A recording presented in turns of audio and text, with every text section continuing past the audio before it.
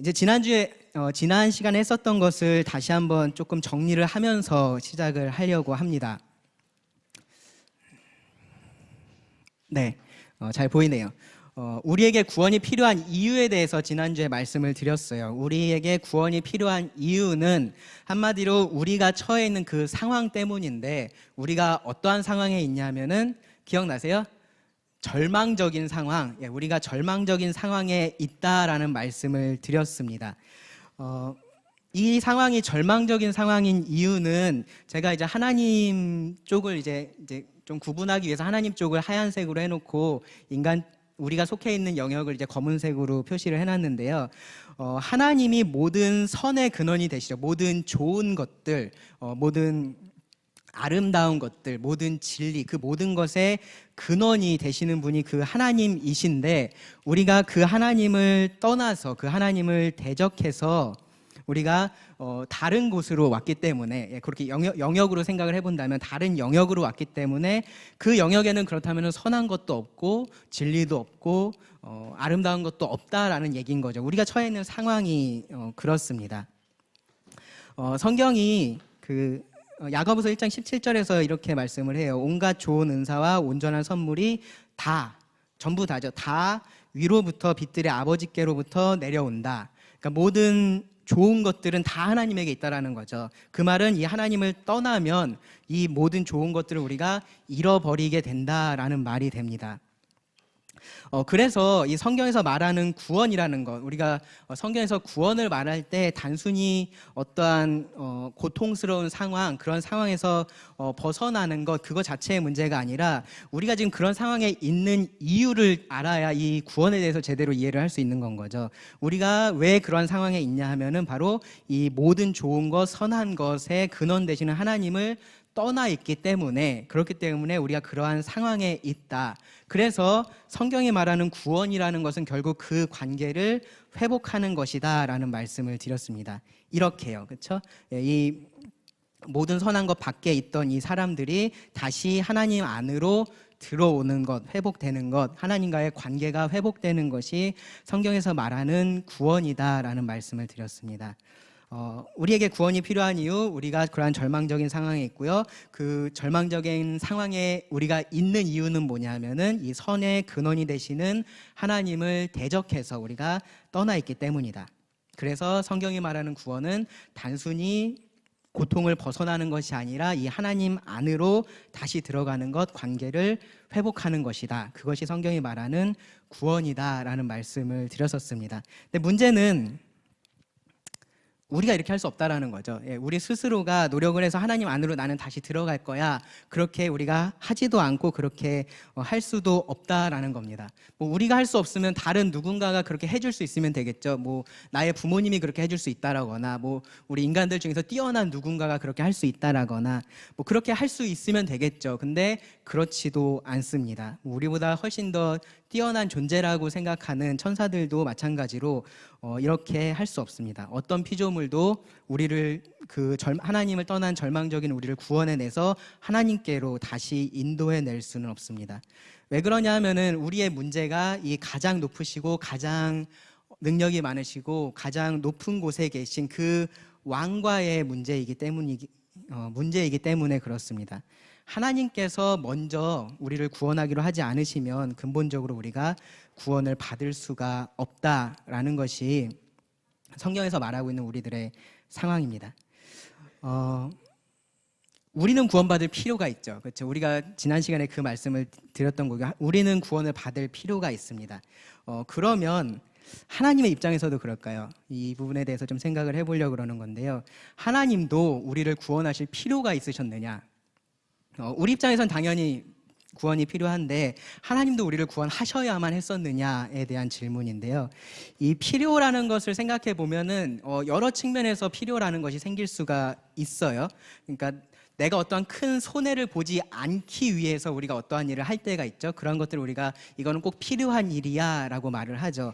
혹은 어떠한 일을 해서 내가 아주 큰 이득을 얻게 되는 경우, 그럴 때도 우리가 이것을 꼭 필요한 일이야 라고 그렇게 말할 수도 있습니다.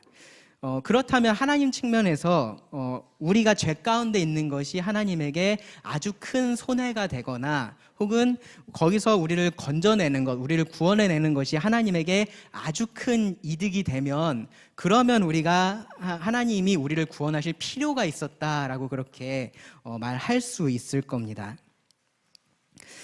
그런데 여기서 우리가 전에 배웠던 이 하나님이 어떤 분이신지를 가만히 생각해 보면요. 하나님의 속성들, 우리가 지난번에 여러 가지를 이야기를 했었는데요. 뭐 전능하시고 전지하시고 거룩하시고 그러한 여러 가지 속성들이 있었는데 그 중에 하나가 하나님은 충분하신 분이시다라는 속성이 있었어요. 하나님은 그 자체로 뭔가 부족한 것이 전혀 없으신 분이시다라는 하나님의 속성이 있었습니다. 하나님이 뭔가가 부족해서 뭐 지혜가 부족해서 능력이 부족해서 뭐가 부족해서 다른 누군가가 하나님의 그 부족한 부분을 채워줘야 되는 그러한 분이 하나님은 아니시다라는 말씀을 드렸었습니다.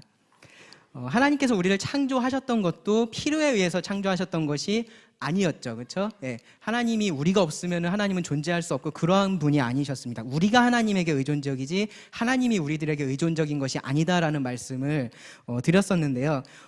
하나님께서 창조하신 것이 그랬다면 이 구원에 있어서도 사실은 마찬가지입니다. 구원에 있어서도 하나님은 스스로 충분하신 분이시기 때문에 우리가 죄 가운데 있는 것 때문에 하나님이 어떠한 필요가 생겨서 우리를 구원해야지만 했었던 그런 것은 아닙니다. 우리는 구원받을 필요가 있는데 하나님은 우리를 구원할 필요가 없는 상황입니다. 하나님은 그러한 의무를 가지고 계시지 않습니다. 우리에게 있어서는 상당히 절망적인 상황인 거죠. 그렇죠? 우리가 그러한 상황에 있을 때 우리를 구원해낼 어떤 필요가 있는 존재가 있다면 그 존재가 우리를 구원해낼 텐데 그렇지 않다라는 거죠. 사실은요, 사실 성경을 처음 창세기 1장부터 차근차근 이렇게 읽은 사람이라면 인간이 범죄했을 때 하나님이 우리를 구원할 필요가 있었느냐라는 질문보다는 이 질문을 먼저 해야 합니다. 어떤 질문이냐면요, 하나님은 왜 죄인을 즉시 심판하지 않으시는가? 이 질문이 먼저 나와야 돼요. 이 성경을 창세기 1장 1절부터 차근차근 읽어왔다면 그 사람이 이 범죄한 인간에 대한 하나님의 반응을 볼 때 왜 이 사람들은 범죄했는데 하나님의 말씀처럼 즉시 심판을 받지 않았느냐? 라는 질문이 자연스럽게 나와야 됩니다. 왜냐하면 하나님은 거룩하시고 전능하시고 주권을 가지신 분이신데 그러한 하나님께서 인간을 창조하시고 뭐라고 말씀을 하셨냐면은 생육하고 번성하고 땅에 충만하라라는 그러한 선한 명령을 주셨고요. 그러면서 동시에 한 가지 금할 것, 그러니까 한 가지 중요한 명령을 주셨는데 하지 말라고 한 것이요. 그것이 이 선악을 알게 하는 나무의 열매는 먹지 말라라는 그 명령 하나였잖아요. 그렇죠? 근데 그것을 이 사람이 어겼습니다. 하나님께서 금하신 그것 하나를 어겼습니다. 하나님께서 그것을 너희가 먹게 되면은 정령 죽으리라라고 말씀을 하셨어요. 근데 그러면 우리 생각에는 이 아담과 하와가 그것을 먹는 순간 스르르 힘이 빠지면서 그대로 죽었어야 될 것 같은데 성경에 보면은 하와가 멀쩡히 자기도 먹고 남편에게도 주죠. 그렇죠? 남편도 멀쩡히 먹고 잘 있습니다. 심지어 하나님을 피해서 숨어 있기도 하고요. 그러한 일들을 합니다. 그거를 사실 이상하게 여겨야 돼요. 네, 상원이가 그만하라고 마이크를 배터리가 없는 것 같아요. 그거를 이상하게 먼저 여기는 것이 정상적인 사고의 그러한 결론입니다. 하나님께서 이러한 분이시라면 하나님께서 거룩하고 전능하시고 주권을 가지신 분께서 이 피조물에게 그러한 명령을 주셨다면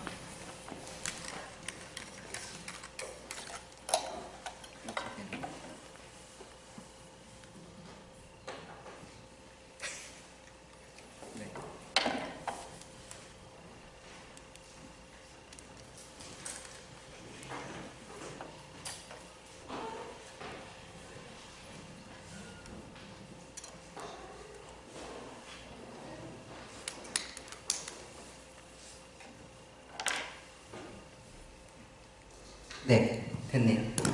감사합니다. 그러한 명령을 주셨다면 그들이 범죄한 그때에 바로 그들이 심판을 받아야 되지 않나라는 생각을 사실 먼저 해야 되는 건 거죠. 꼭 그들뿐만 아니라 우리들의 오늘날의 우리들을 생각해 봤을 때도 사실은 마찬가지입니다. 지금 우리의 그런 죄의 속성에 대해서 말씀을 드렸어요. 우리가 이 하나님을 배반하고 있고, 아까 설교 시간에 배은망덕하다라고 표현을 했었는데, 네, 우리가 그런 배응망덕한 그러한 사람들이 된 거죠. 그런 우리들을 하나님은 왜 즉시 심판하지 않으시는가? 사실 이 질문이 먼저 드는 것이 맞습니다. 궁금하신가요? 왜 하나님은 즉시 심판하지 않으실까요? 성경은 이 부분에 대해서 조금 더 말씀을 드릴게요. 이 전적 타락에 대해서 얘기를 했었어요. 성경이 이렇게 우리가 하나님을 떠났다라는 이야기를 합니다. 세 가지에 대해서 말씀을 드렸었는데요. 전 인격이 속속들이 타락, 이거 기억나시나요? 네, 지난 학기 때 했었던 건데요. 전 인격이 속속들이 타락했고, 전적으로 불가능하게 타락했고, 전 인류가 빠짐없이 타락했다. 우리 몸에 그러니까 한 사람 한 사람을 봤을 때 그 한 사람의 모든 부분이 빠짐없이 다 타락했다. 라는 것이고요. 그리고 전적으로 하나님을 기쁘시게 하는 것은 불가능하다라는 것이었고요.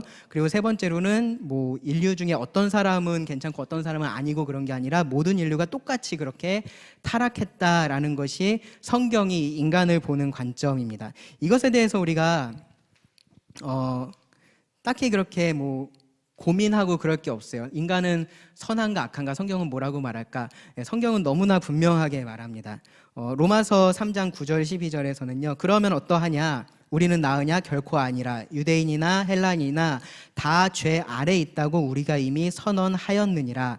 기록된 바 의인은 없나니 하나도 없으며 깨닫는 자도 없고 하나님을 찾는 자도 없고 다 치우쳐 함께 무익하게 되고 선을 행하는 자는 없나니 하나도 없도다. 네, 성경이 우리의 상황을 이렇게 말하고 있다라는 데는 정말로 이견이라는 것이 있을 수가 없습니다. 우리가 그런 상황이 있고요. 하나님의 그러한 선하심을 떠난 그러한 자들이 되었습니다. 거기서 또 한 가지 좀 의문이 들 수 있는 게 그러면 우리는 어떠한 세상에서 살아야 될까요? 모든 선한 것, 모든 좋은 것이 다 하나님에게 있고 우리는 그 하나님을 떠난 상태로서 지금 있다라고 한다면 그럼 우리는 어떠한 상황에 지금 있어야 될까요? 사실은 우리가 정말로 악할 대로 악한 세상에 사는 것이 맞는 거죠. 만약에 모든 선이 하나님에게 있고 모든 좋은 것들이 하나님에게만 있는데 그 하나님을 우리가 떠나서 이러한 세상 속에서 살고 있다면 우리는 악할 대로 악한, 정말로 고통스러울 대로 고통스러운 그러한 세상 속에서 살고 있어야 하는 것이 맞는 건 거죠. 그런데 세상을 가만히 보면 꼭 그렇지 않은 것 같아요. 네. 앞에서 말씀드렸던 이런 전적 타락이 성경에서 저렇게 말하고 있다라는 것에 대해서 부인할 수는 없는데, 근데 실제로 내가 이 세상을 살아보면 우리 이웃집에 사는 누구는 정말로 법 없이도 살 사람이고 우리 이웃집에 있는 누군가는 정말로 저 가난한 사람들을 위해서 뭐 매 주일마다 가서 뭐 봉사하는 일들을 하고, 누군가는 저 아프리카의 그런 고통받는 사람들을 위해서 가서 그렇게 선한 일들을 하고, 그런 것을 우리가 선이 아니라고 말할 수 있나요? 좋은 일들인 거죠. 그렇죠? 좋은 일들이고 우리가 선이라고 말할 수 있는 부분들이 분명히 우리 주변에서는 보인다라는 거죠. 그렇다면 우리가 좀 의문시 되는 것들이 있습니다. 그럼 성경이 거짓말을 하고 있는 거냐? 아니면 내가 지금 이 세상을 보고 있는 무언가가 잘못된 거냐? 성경은 그 부분에 대해서 이것을 가지고 말합니다. 하나님의 은혜. 네. 하나님의 은혜로서 설명을 합니다. 하나님께서 죄인인 우리를 왜 바로 심판하지 않으셨는지, 그리고 지금 우리가 살고 있는 이 세상이 왜 우리가 생각하는 것만큼 그 정도로 악하지는 않은지, 왜 전적으로 타락한 인류가, 인간들이 모여 사는 그 인류가 왜 항상 악한 일들만 있는 것이 아니라 좋은 일들도 그 속에 같이 있는지를 성경은 하나님의 은혜라는 개념으로서 설명을 합니다. 하나님을 떠난 곳에 선이 없지만 하나님께서는 그 은혜로서 그 선을 조금씩 우리 인간들에게 맛보게 하고 계신다라는 거죠. 조금 다르게 말하면요, 인간이 범죄한 순간에 하나님께서 그동안 주셨던, 그러니까 하나님께서 처음에 인간들을 창조하시고 보시기에 좋았었고요. 이 피조 세계에 하나님께서 계속해서 선한 그런 은혜들을 주셨었잖아요. 그렇죠? 뭐 해를 주시고 그런 빛을 주시고 그 안에서 누릴 수 있는 여러 가지 좋은 것들을 하나님께서 주셨었는데 인간이 범죄한 순간 하나님께서 그것들을 다 걷어가셨냐? 그렇지 않다라는 거죠. 그것을 성경은 하나님의 은혜다라고 말합니다. 네, 은혜라는 말의 개념은 성경에선 저렇게 합니다. 자격 없는 자에게 주는 하나님의 호의다. 잘 알고 계실 거라고 생각해서 따로 설명을 안 드렸고요. 이 하나님의 은혜를 성경은 두 가지로 말을 합니다. 뭐 하나님께서 은혜를 두 종류의 은혜를 마음속에 가지고 계시다 그런 의미가 아니고요. 이 은혜로우신 하나님, 그 자비로우신 하나님께서 이 은혜를 나타내시는 방법이 두 종류가 있다라는 건데요. 하나는 일반 은혜라고 불리는 은혜가 있고요. 하나는 특별 은혜라고 불리는 은혜가 있습니다. 약간의 차이가 있어요. 하나님께서 그 선하심을 나타내시는 것은 동일한 건데 그 하나님께서 자격 없는 자에게 이렇게 호의를 베푸시는 것은 동일한데 몇 가지 측면에서의 차이가 있습니다. 먼저 일반 은혜의 근원은 하나님의 선하신 속성 그 자체라고 말할 수 있고요. 특별 은혜의 근원은 그리스도의 구속 사역이다라고 우리가 말할 수 있습니다. 이 일반 은혜의 수혜자는 모든 사람이 되는데요. 특별 은혜의 수혜자는 믿는 사람이 됩니다. 일반 은혜의 결과로서는 우리가 하나님을 아는 것, 그러니까 하나님에 대한 지식적인 알미 결과로서 오고요. 그리고 특별 은혜에 대한 결과는 하나님을 믿는 것, 구원받는 것을 결과로서 특별 은혜는 가져옵니다. 그래서 이 특별 은혜는 사실은 구원의 은혜다라고 그렇게 말하기도 합니다. 일반 은혜는 모든 사람에게 하나님께서 일반적으로 주시는 은혜이고 그리고 그 중에서 특별한 사람들에게 하나님께서 특별히 선택한 자들에게 주시는 은혜를 특별 은혜다라고 말합니다. 뭐 성경에서 일반 은혜, 특별 은혜라는 그런 표현이 있는 것은 아니고요. 그러한 개념을 이렇게 정리를 한 건데요.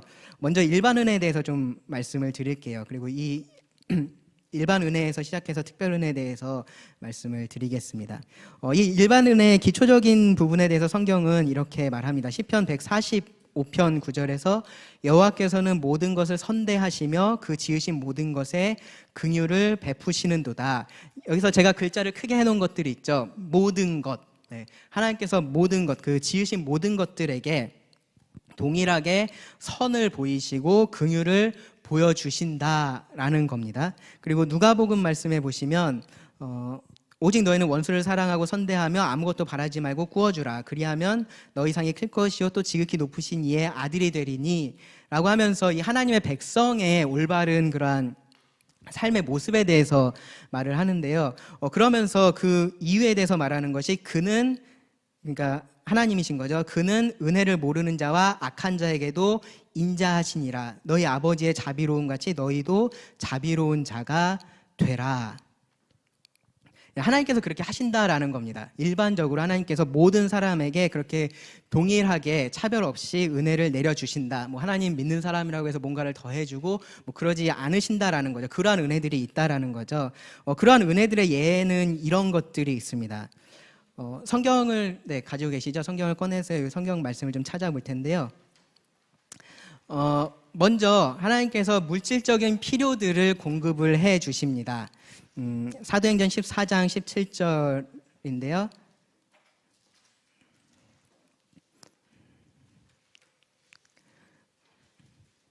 네, 보시면 그러나 자기를 증언하지 아니하신 것 같이 아니니 곧 여러분에게 하늘로부터 비를 내리시며 결실기를 주시는 선한 일을 하사 음식과 기쁨으로 여러분의 마음에 만족하게 하셨느니라. 그러니까 하나님께서 이 모든 사람들에게 동일하게 하늘에서 비를 내려주시고 결실하게 하시고 그러한 좋은 일들을 하신다라는 거죠. 그리고 음식 먹는 것, 그러한 음식 먹는 것으로 인한 그러한 기쁨, 그로 인한 만족, 그러한 것들도 하나님께서 선한 것들을 일반적으로 주시기 때문에 가능한 일이다라고 말을 하는 겁니다. 시편 65편에 보시면 조금 더 여러 가지 것에 대해서 설명을 하는데요. 네.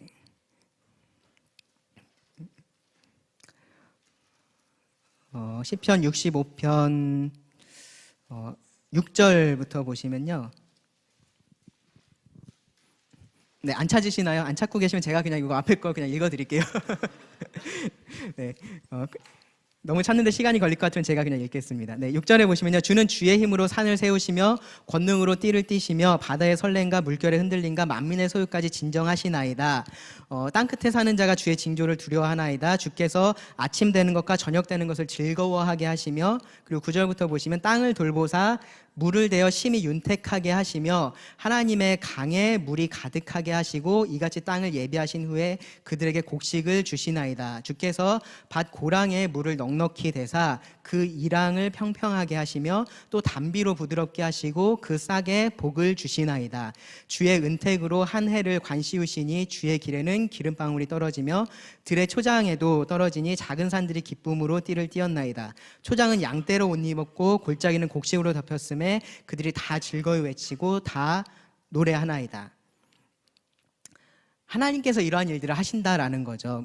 비를 보내서 물을 주시고 강에 물이 가득하게 하시고 그런 곡물들이 자라나게 하시고 그런 것들을 이 초목들이 초목이 아니라 그 가축들이 그런 것들을 즐길 수 있게 그러한 일들을 하나님께서 다 하신다라는 겁니다. 마태복음 5장 45절에 보시면 이같이 한즉 하늘에 계신 너희 아버지의 아들이 되리니 이는 하나님이 그 해를 악인과 선인에게 비추시며 비를 의로운 자와 불의한 자에게 내려주심이라. 네, 하나님께서 해를 비추시는데 하나님 믿는 사람에게는 더 좋은 해를 주시고 안 믿는 사람에게는 좀 나쁜 해를 주시고 자외선 많고 그런 해를 주시고 그러지 않으신다라는 거죠. 똑같은 해를 똑같이 베풀어 주신다. 그것을 우리가 일반 은혜다라고 말합니다.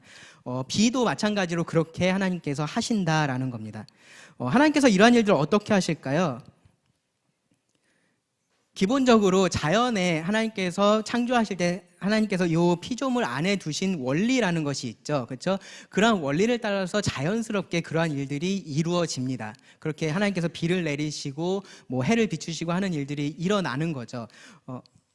네, 그러한 일들이 일어나는 거죠.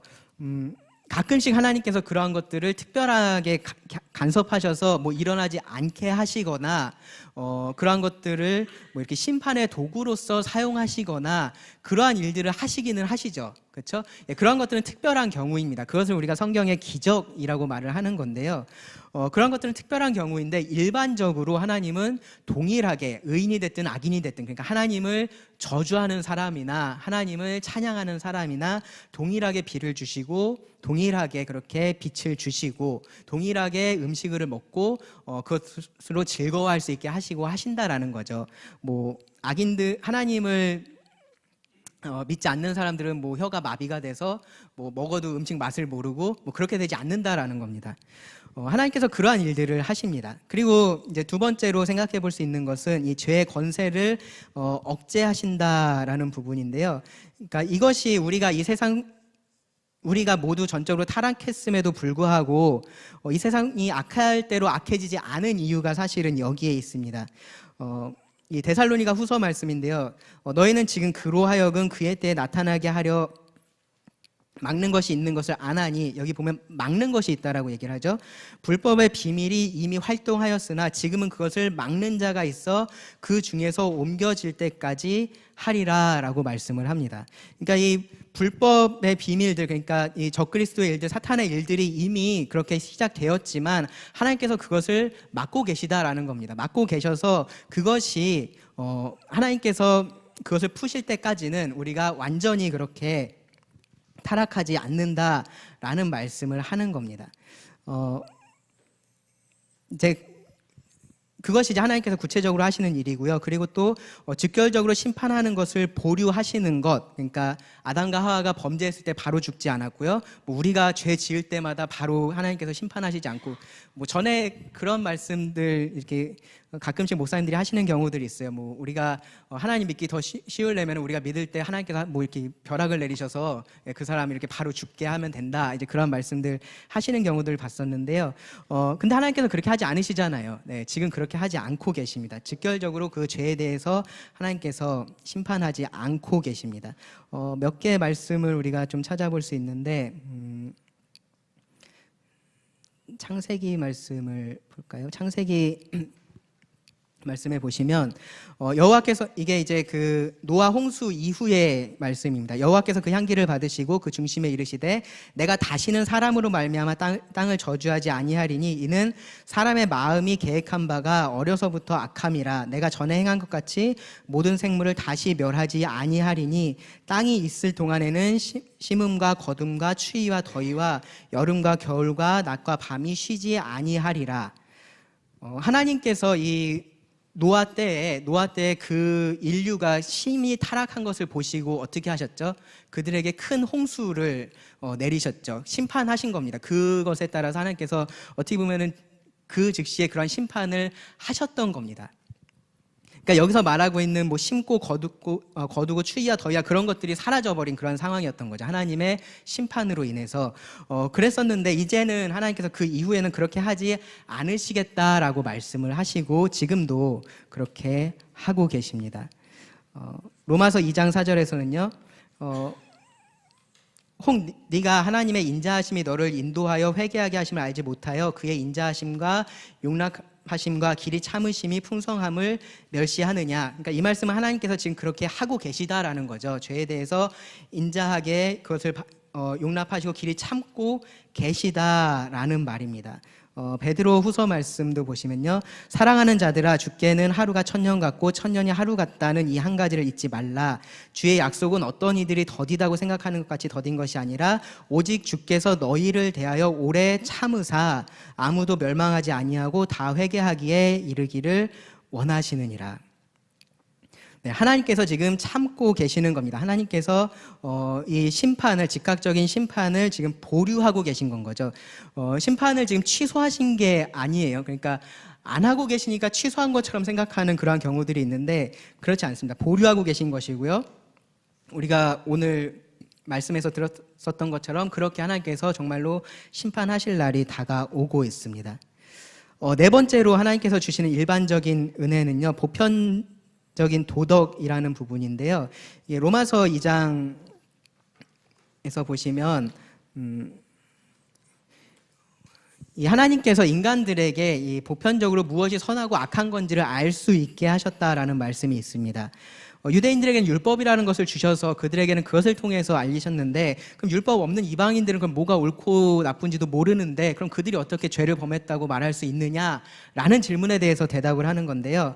보시면 율법 없는 이방인이 본성으로 율법의 일을 행할 때에는 이 사람은 율법이 없어도 자기가 자기에게 율법이 되나니 이런 이들은 그 양심이 증거가 되어 그 생각들이 서로 혹은 고발하며 혹은 변명하여 그 마음에 새긴 율법의 행위를 나타내느니라 라고 합니다. 그러니까 하나님께서 모든 사람들 마음에 우리가 양심이라는 것을 주셔서 그 양심에 따라서 무엇이 옳고 무엇이 그른지를 어느 정도 알 수 있게 하셨다라는 거죠. 제가 어느 정도라고 말씀드리는 것은 이 양심이 타락하기 전에는 모두가 동일했을 거예요. 근데 타락한 이후에는 이 양심 자체도 같이 타락을 했기 때문에 어떤 사람은 성경에서 말하는 죄를 죄가 아니다라고 말하는 경우들도 있고, 그런 것들도 분명히 어느 정도는 이러한 영향을 받아서 그것이 달라져 왔는데, 그런데 하나님께서 완전히 우리들에게서 그런 것들을 가져가셨느냐? 그렇진 않다라는 거죠. 우리가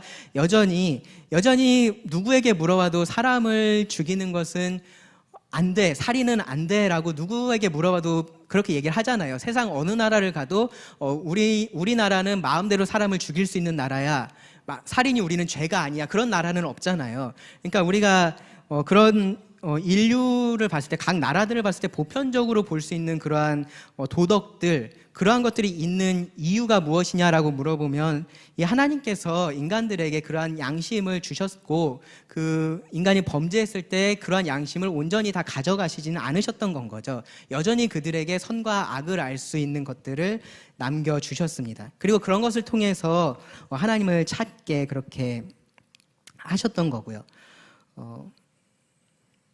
마지막 다섯 번째로 이제 사회 제도를 우리가 하나님의 일반 은혜로서 생각을 할 수 있는데요.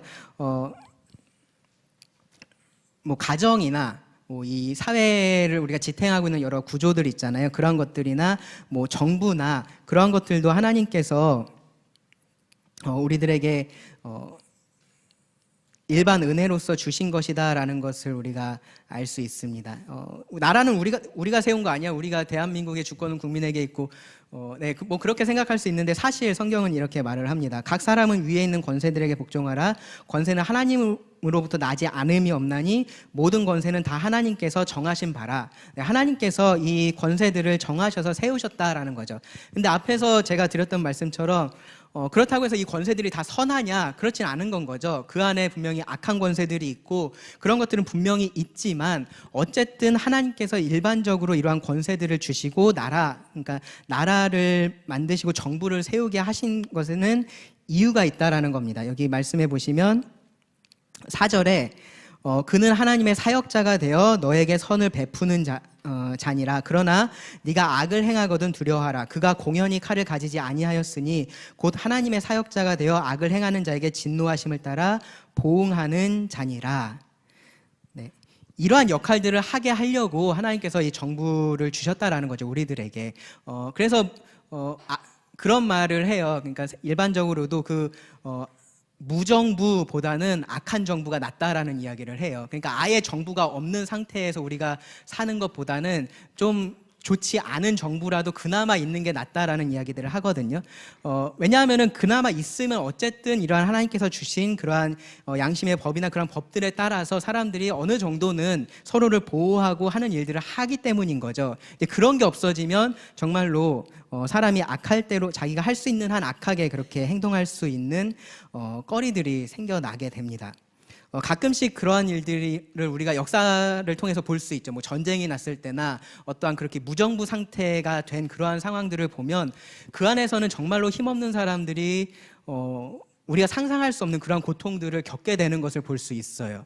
그래도 정부가 있는 것이 낫다라는 이야기를 하는 것은 그러한 이유고요. 하나님께서 사실은 그러한 일들을 하십니다. 만약에 인간이 타락하지 않았다면 하나님께서 세우신 이 모든 권세들이 정말로 하나님의 뜻에 따라서 올바르게 그렇게 하겠지만 그렇게 되고 있지는 않습니다. 하지만 그럼에도 불구하고 여전히 그것은 우리들에게 하나님께서 주시는 은혜다라고 말할 수 있습니다. 이러한 일반 은혜의 결과로서 우리가 좀 생각할 수 있는 부분들이 있는데요. 첫 번째로는 이 일반 은혜는 하나님의 선하심을 선포를 합니다. 하나님께서 자신을 그렇게 배반한 그러한 인간들을 즉각 심판하지 않으시고 여전히 그러한 은혜를 보여주시는 것, 하나님의 선하심에 대한 선포가 됩니다. 그리고 두 번째로는 하나님의 공의를 선포하는 일도 동시에 되는데요. 왜 그러냐 하면은 결국은 이 일반 은혜들을 통해서 하나님께서 우리들에게 주시고자 하는 메시지는 뭐냐 하면은 메시지는 뭐냐 하면은 그것들을 보고 하나님을 알고 하나님께로 돌아오라라는 메시지를 지금 전해주고 계시는 거죠. 그래서 그렇게 하지 않은 것에 대해서 하나님께서 심판하실 때 하나님께서 불의하게 우리들을 심판하지 않으신다라고 우리가 말할 수 있습니다. 그것이 이제 로마서 처음에 1장에서 하고 있는 얘기인데요. 이 모든 피조물들이 결국 그러한 하나님의 은혜를 통해서 우리들에게 계속해서 하나님의 그런 보이지 않는 속성과 하나님이 계시다라는 이야기들을 하고 있는 건 거죠. 그것을 사람들이 보고서 분명히 알 수 있다라고 말을 합니다. 그렇기 때문에 그 하나님을 거절한 것에 대해서 누구도 핑계할 수 없다라는 말씀을 하죠.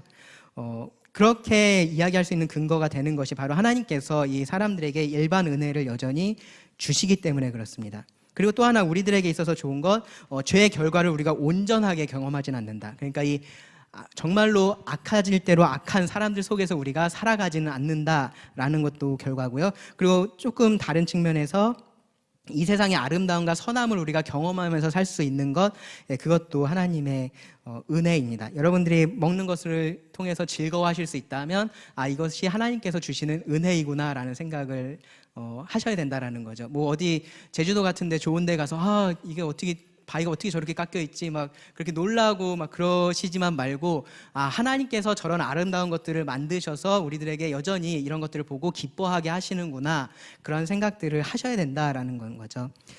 여러분의 아내가 혹은 여러분의 남편이 너무 좋은 사람이어서 내가 어떻게 이런 사람을 만났지? 그런 생각들이 드실 때 내가 잘나서 그렇게 된 게 아니라 하나님께서 그러한 사람을 여러분 옆에 두셨다라는 건 거죠. 왜 그러시죠? 네, 하나님께서 그런 것들을 하시고 있는 겁니다. 여러분들의 그러니까 자녀들 같은 경우 부모님에 대해서 그런 생각들을 하는 거예요. 저도 가끔씩 저희 부모님들을 보면서 그런 생각이 들 때가 있어요. 저 부모님들은 도대체 뭔데 나한테 이렇게 해주실까? 라는 생각이 들 때가 있어요. 예. 근데 부모인 거죠. 예. 하나님께서 부모로서 저에게 주신 것이고 저에게 그런 은혜로서 주신 건 거죠. 그러한 것들을 우리가 경험할 수 있는 것, 이 가정 안에서의 그러한 이루어질 수 있는 인간 관계, 부부 사이에서 있을 수 있는 인간 관계의 아름다움, 그러한 모든 것들이 다 하나님께서 은혜로 우리들에게 주시는 것이다. 마지막으로, 그리고 이것이 가장 중요한 건데 하나님께서 일반 은혜를 주시는 이유, 죄인이 회개할 수 있는 기회를 주시는 겁니다. 일반 은혜가 주어져 있는 이 동안에 너희가 회개하고 돌이키라는 말씀을 하나님께서 하고 계시는 겁니다. 즉시 심판하지 않으신 이유는 구원할 수 있는 기회를 그들에게 주기 위해서 하나님께서 그렇게 하신 겁니다. 이것이 결과고요. 그러면 우리가 어떻게 반응해야 되냐? 퀴즈입니다. 여러분 맞춰보시기 바랍니다. 네, 첫 번째 뭐죠? 인정입니다. 인정, 그렇죠? 아래는요? 감사, 그렇죠? 네. 네, 요즘 유행하는 초성체라는 겁니다. 전혀 모르시는 분들은 내가 조금 뒤처졌구나 생각하시면 됩니다. 네, 이 정도는 요즘 정말로 많이 써요. 그래, 여러분들 자녀들하고 이렇게 할 때 이런 거 나오면 이거 저런 의미인가 보다 생각하시면 됩니다. 첫 번째로 인정하라는 겁니다. 하나님께서 우리들에게 그런 일반 은혜를 보여주시고 했을 때 이 하나님이 정말로 계시구나, 이 세상을 만드시고 이 세상을 주관하고 계시는 그런 하나님이 계시구나라는 것을 인정해야 된다라는 겁니다. 그리고 거기서 끝나는 것이 아니고 더 나가야 되는 건 거죠. 더 나가서 우리가 그 하나님에게 감사할 수 있어야 한다라는 것이 우리들이 보여야 할 반응입니다. 정말로 만약에 하나님께서 그런 분이 아니셨으면, 아담과 하와가 범죄했을 때 하나님께서 싹 은혜를 가져가셨으면은 어떻게 됐었을까요? 아담과 하와가 이 온 우주에 모든 것이 사라진 채로 둥 떠 있었을 거예요. 그렇죠? 네, 숨도 못 쉬고 마실 물도 없고 먹을 것도 없고 발 디딜 땅도 없고 그냥 그렇게 됐을 수 있는 건 거죠. 근데 하나님께서 그렇게 하지 않으셨고 우리들에게도 그렇게 하고 계시지 않으신 겁니다. 우리가 지옥에 대해서 말할 때 예전에 제가 그런 말씀을 드렸었는지 지금 기억은 잘 안 나는데, 지옥이 지옥인 이유는 그곳에 하나님이 계시지 않아서가 아니라 그곳에 선하신 하나님으로서 계시지 않기 때문인 거예요. 네. 지옥이 지옥 같은 이유는 우리가 지금 이 땅에서 살아가고 있을 때 하나님께서 여전히 일반 은혜를 주시기 때문에 이 땅이 지옥 같지 않은 겁니다. 만약에 하나님께서 그렇게 하지 않으시면 이 땅이 사실은 지옥 같을 거예요. 그리고 우리가 나중에 정말 하나님을 모르고 이 하나님을 끝까지 믿지 않고 인정하지 않고 감사하지 않고 그렇게 이 땅에서 삶을 마감하게 된다면, 그러면 우리는 정말로 그 일반 은혜를 걷어가신 그 심판의 하나님을 만나게 됩니다. 그렇기 때문에 그 전에 회개하고 돌이키라라는 것이 하나님께서 이 일반 은혜를 주시는 이유입니다. 일반 은혜는 당연한 은혜가 아니다라는 것을 꼭 여러분들이 알아주셨으면 좋겠습니다. 은혜는 여전히 은혜인 거죠. 은혜라는 것이 아까 처음에 말씀드렸던 것처럼 받을 자격이 없는 자에게 베풀어지는 거니까 은혜라는 것은 언제나 당연할 수는 없는 거예요. 네, 당연할 수는 없는 겁니다. 이 주는 사람 입장에서 주기로 선택을 하고 그렇게 해야지 내가 받을 수 있는 건 거지, 은혜라는 것은 당연해질 수가 없습니다. 우리의 권리가 아닙니다. 하나님께서 언젠가는 저런 은혜들을 걷어 가실 때가 있습니다. 역사를 보고 우리가 성경의 기록을 봐도 하나님께서 그렇게 한 번씩 하셨던 때가 있어요. 실제로 일반 은혜를 걷어 가셨던 때가 노아의 때 그렇게 한 번 하셨었던 거고요. 세상을 심판하셨었고요. 다른 그러한 소돔과 고모라의 때나 그럴 때 하나님께서 그렇게 하셨었습니다. 지속적으로 이 하나님을 계속해서 완고하게 거절하고 그렇게 했을 때 하나님은 그 은혜를 걷어가셔서 그들의 완고함이 그냥 드러나도록 그렇게 하시기도 하십니다. 그것이 이제 로마서 1장에서 하고 있는 말씀입니다. 그 말씀을 조금만 볼까요? 로마서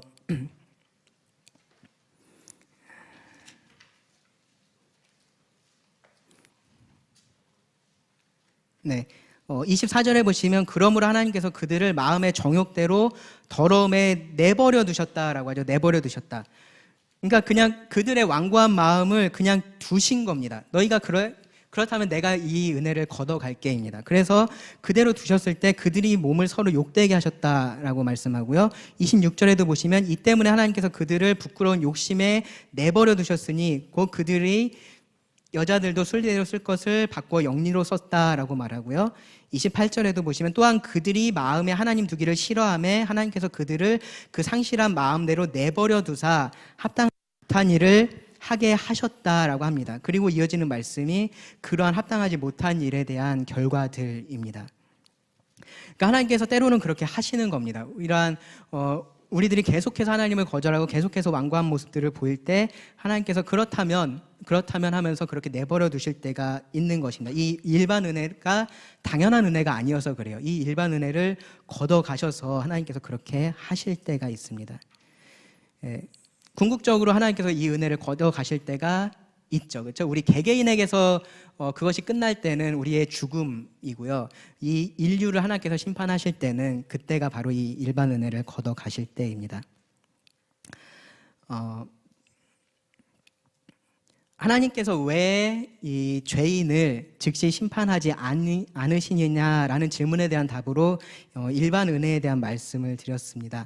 이어서 이제 구원하는 특별한 은혜에 대한 말씀을 좀 나누려고 하는데요. 먼저 한 가지 좀 하나님은 죄인을 구원하시냐, 하나님께서 죄인을 구원하시냐 그 부분에 대해서 우리가 확신할 수 있느냐 그 부분에 대해서 좀 생각을 해보고 왜 구원하시는지를 생각을 해보려고 하는데요.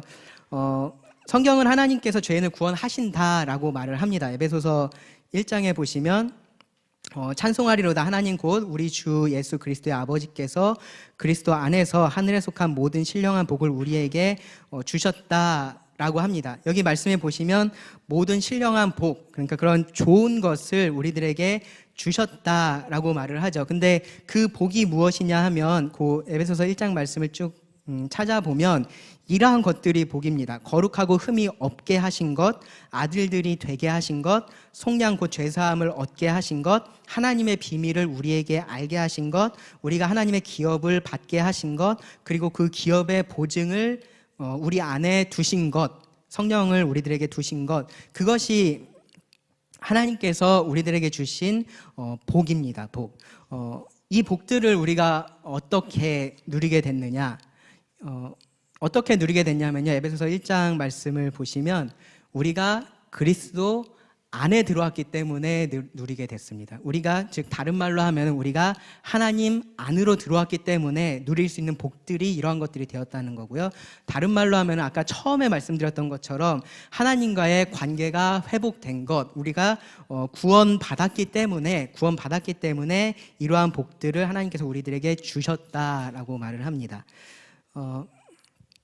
간단하게 이렇게 정리할 수 있어요. 전에는 우리가 하나님이 없는 상태였고 그래서 죄인이고 원수고 노예였는데 이제는 하나님이 있는 사람들이 돼서 거룩하고 하나님의 아들이 됐고 자유로운 자, 자유자가 되었다라는 겁니다. 하나님은 우리를 구원하시는 분이십니다. 구원하십니다. 근데 그 구원을 어떻게 하시냐 하면요. 이렇게 하십니다. 이런 계획에 따라서 하시는데요. 이제 이 부분을 사실은 이제 다음 주부터 이제 하나하나 좀 살펴볼 예정인데 오늘은 그냥 이 큰 그림만 여러분들이 머릿속에 담아두시면 좋을 것 같아요. 이것이 하나님께서 이 죄인을 구원하시는 큰 그림입니다.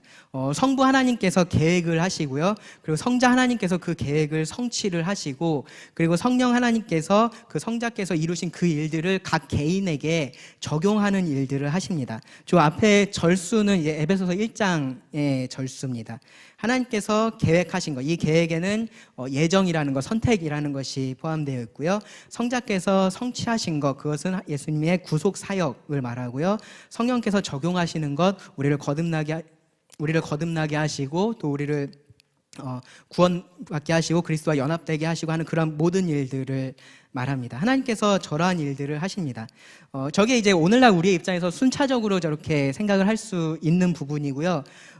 그리고 꼭 성부 하나님만 저걸 다 하고 성자 하나님만 저걸 다 하고 그랬다는 얘기는 아니에요. 그러니까 주도적으로 하셨다는 거죠. 그 예수님께서 실제로 이 땅에 오셨을 때도 보시면 아버지의 뜻에 따라서 일하셨고 성령님께서 함께 도우시면서 하셨던 것을 우리가 볼 수 있잖아요. 그러니까 저것이 꼭 배타적으로 성자 하나님께서 성취하는 모든 일을 하셨고 그런 말은 아닙니다. 하지만 이제 주도적으로 그러한 일들을 하셨다라는 것을 볼 수 있습니다. 성경은 하나님께서 우리를 구원하신다라고 말을 합니다. 하나님께서 우리를 구원하신다. 이러한 계획을 세우셔서 이렇게 구원을 하신다라고 말을 합니다. 그러면 우리가 이제 던져야 할 질문은 하나님은 죄인을 왜 구원하시는가인 거죠. 이게 사실 처음에 던졌던 질문인데 하나님께서 죄인을 왜 구원하시는가? 첫 번째로 말씀드렸던 것은 하나님께서 그럴 필요가 있으셨느냐? 그렇지 않다라고 말씀을 드렸습니다. 그렇지 않다면 하나님께서 왜 구원하셨냐? 그 에베소서 1장 말씀에 보시면 5절과 9절과 11절에서 반복해서 나오는 표현들이 있습니다. 한번 찾아봐야겠네요. 제가 안 찾아보고 그냥 하려고 했는데 네, 앞에 그냥 보시면서 따라오셔도 될 것 같습니다. 하나님께서 왜 구원하셨냐? 그러니까 하나님께서 우리 구원하시게 된 동기가 무엇이냐라고 말할 때는 이 말씀을 우리가 생각해야 합니다. 4절에 보시면요, 곧 창세전에 그리스도 안에서 우리를 택하사 우리로 사랑 안에서 그 앞에서 거룩하고 흠이 없게 하시려고 5절에 뭐라고 돼 있죠? 그 기쁘신 뜻대로 하나님께서 그렇게 하기를 기뻐하셔서 우리를 예정하사 예수 그리스도로 말미암아 자기의 아들들이 되게 하셨다라고 말합니다. 그리고요, 또 몇 절이었죠?